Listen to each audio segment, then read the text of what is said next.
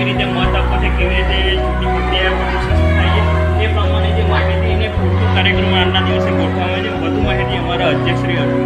એની અંદર ખરેખર લોકશાહી ઢબે આજે આ ચૂંટણી થઈ રહી છે. એમાં ચૂંટણી પ્રક્રિયા ખૂબ જટિલ છે, પરંતુ એની અંદર અત્યારથી આ શાળાના બાળકોને પંચાયતની ચૂંટણીમાં શાળા પંચાયતની ચૂંટણીમાં જે રસ દાખવી અને એમને જે પ્રક્રિયાની અંદર રસ લેતા કર્યા છે એ બદલ આ શાળા સ્ટાફ મેમ્બર ખૂબ ખૂબ અભિનંદન છે. અને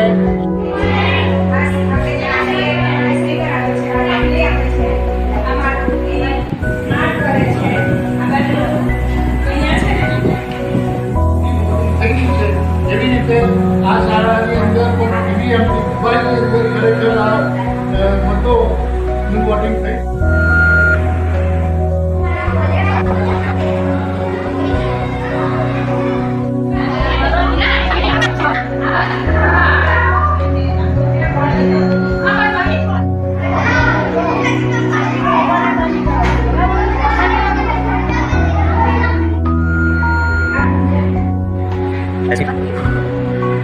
Okay.